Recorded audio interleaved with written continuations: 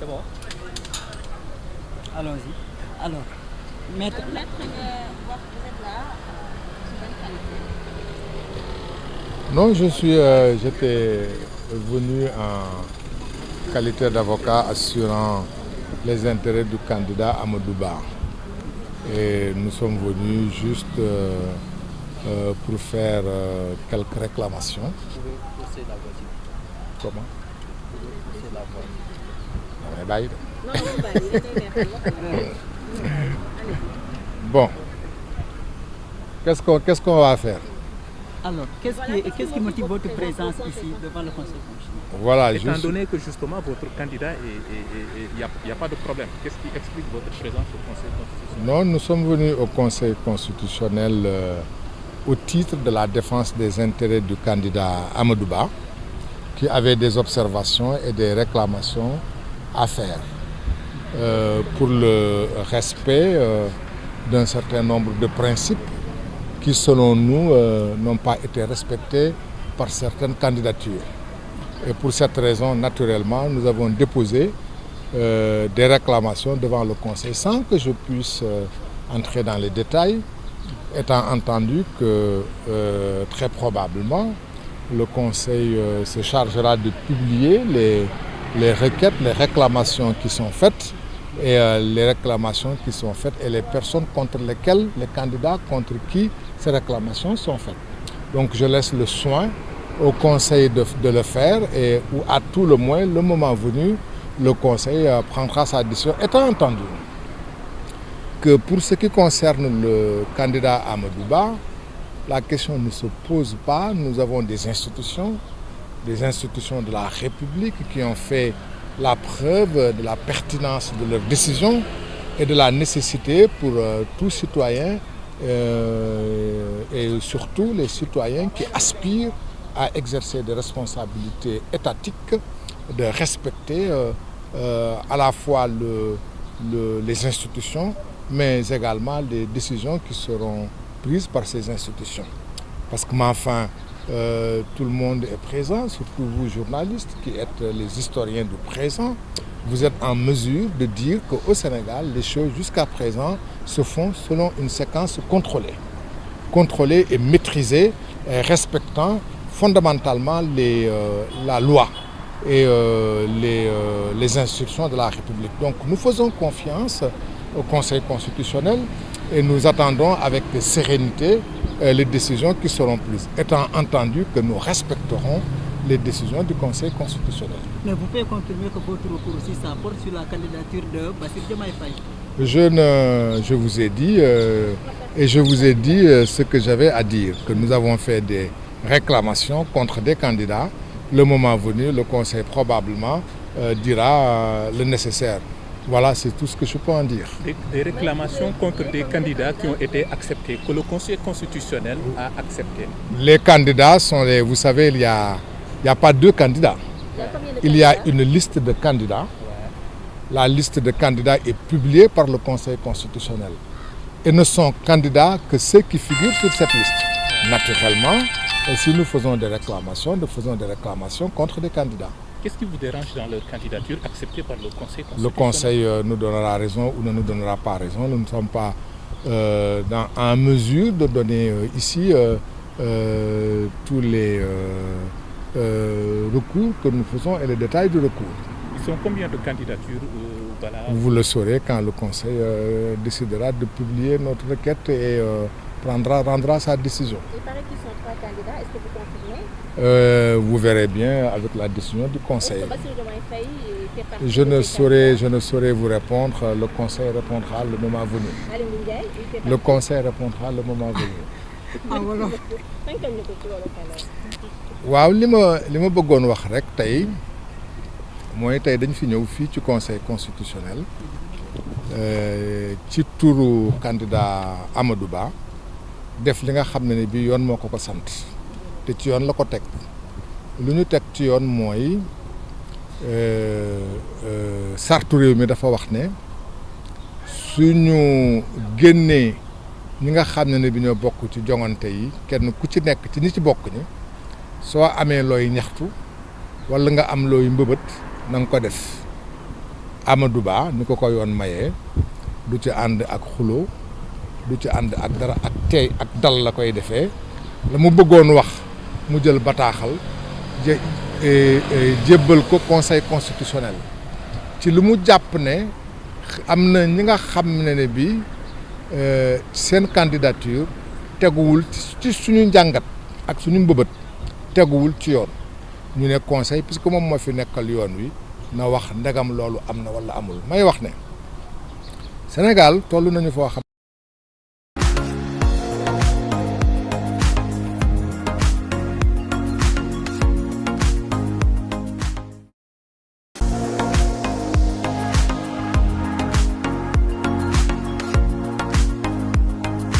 ak coow li lu muy bëri Abdou Diouf bañ koy fal dañ ko fal normal Ablaye Wade ba mu ñëwee ñu fal ko Abdou Diouf mi nga xam ne bi moom la nit ñi falul dafa jël téléphone am woo Ablaye Wade félicité ko Macky Sall bu mu ñëwee ñu fal ko dafa jël Ablaye Wade dafa jël téléphone woo Macky Sall félicité ko nekk ci njogante gi daan nga ma may fàttali ne fii ñu toll muy Ndakaaru Njaay gii ki ko jiite ci mairie bi bokkul ci pouvoir soo demee Ziguinchor ki ko jiite bokkul ci pouvoir soo demee Kaolack naka sa noonu Thiès naka sa noonu assemblée nationale bii fi nekk tey député yi bokk pouvoir ak député yi bokk opposition daanaka ñoo bokk lim pouvoir benn député la leen jiite kon mën nañu wax ne Sénégal coow li lu muy bëri Sénégalais yi ñooy tànn ku la neex tànn sa bu la neex ndénkaane ka nga wóolu ma ci yokk ne fii bés bu yàlla sàkk nit dem tribunal jox la dëgg wala tribunal daan la kon coow élection war na fi mën a jeex ndax lépp ci yoon lay dem képp koo xam ne que la nga def tegu na ci yoon soo demee ca yoon dëggal ko képp koo xam la nga def teguwul ci yoon soo demee ci yoon teggi ko looloo tax Amadou Ba def mbëbëtam ñaxtoom jébbal ko conseil constitutionnel ne wax na Sénégal yëpp tàqiirlu leen ngeen déglu la ñu wax rek mooy dëgg le tribunal atte mooy dëgg le tribunal atte moo ñu tënk su la neexee moo la tënk su la naqaree moo la tënk dagam su la neexee moo la tënk su la naqaree moo la tënk donc fa ñuy tënkee ak di fa tënki tribunal la ku ñu tënk nañ la ku ñu tinki nañ la looloo tax ñun tamit dañuy xaar di déglu dañuy def suñu wareef dañuy dem fa mbaxana nekkee benn toog di leen déglu lu ñuy def rek noonu la. ndax seen recours bi ça concerne la candidature de Bassirou Diomaye Faye. suñu recours def nañ ko xam nga paaka kenn du ko jiitu ci mbaram def nañu recours jébbal ko kay atte kon ndagam koy atte moom lañ ko jébbal te yoon dafa wax ne kay atte yoon may na ko ay diir yu gàtt diir bu muy atte du diir bu gudd diir bu gàtt la kon nañu tàqirlu suñu tàqarloo as tuut yoon fañ kam fa teg dina wax lan ñan ñoo ñëw kenn ku ci nekk luy sa mbëbët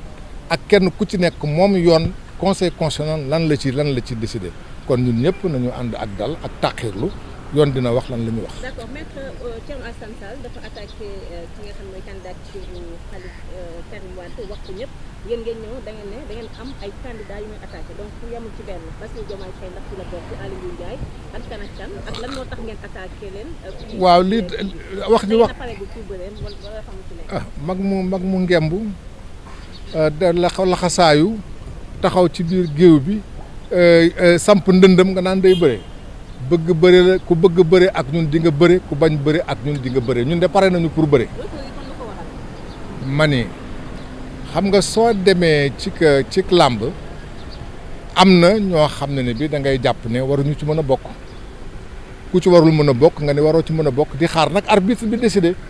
ndagam dem nañu ci arbitre bi duñu mën a muñ as tuut ba arbitre bi wax surtout que diir yi yoon may arbitre bi pour mu wax lan la décidé ay diir yu gàtt la noonu la ko yoon waxee ci ay diir yu gàtt la conseil constitutionnel war a jébbal réew mi lan la ñu décidé kon nañ leen taxir lu paaka kenn du ko jiitu ci mbaram di ngeen ko xam su jotee di ngeen ko xam cour dina ko wax cour bi dina ko wax dina ko publier su ko publier su jëlee décision ñëpp dinañu ko xamandoo donc lañ ciy ragal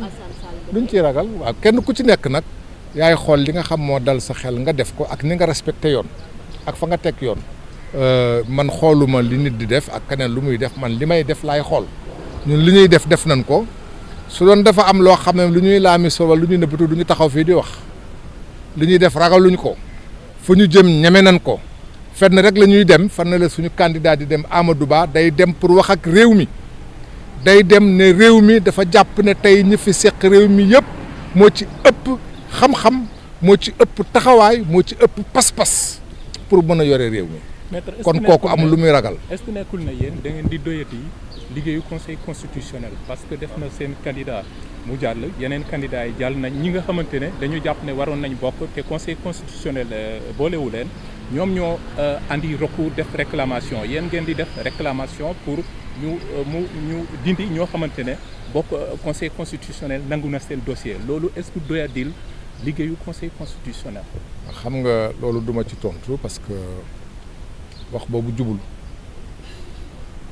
jubul parce que soo demee fa ñuy attee nga ne kay atteel su nit jógee fële ne da nga ko doyadil kooku yaa ngi may tuumaal man mi ko def yaa ngi tuumaal Amadou Ba mi koy def conseil constitutionnel bërëbu attekaay la fa ñuy attee képp ku jàpp ne am nga looy wax fa ngay dem kooku lu leer gënul leer noonu parce que su doon ay njuut njaaj la doo jaar foofu faneen ngay jaar waaye ku ñëw taxaw ak say dox ak say tànk dem fa ñuy àttee jébbal leen sa ñaxtu kooku soo ko su dee loolu mooy doyadi kon de xamatuma lan mooy doyal ñun doyadi wuñu doyadi lu ñu kenn la ñuy def mooy la ñu yoon sant ñu ngi koy def lu ci des lu ñuy tàqee du déglu yoon wax merci. aywa. public. non yéen public yéen dañoo leen taxawal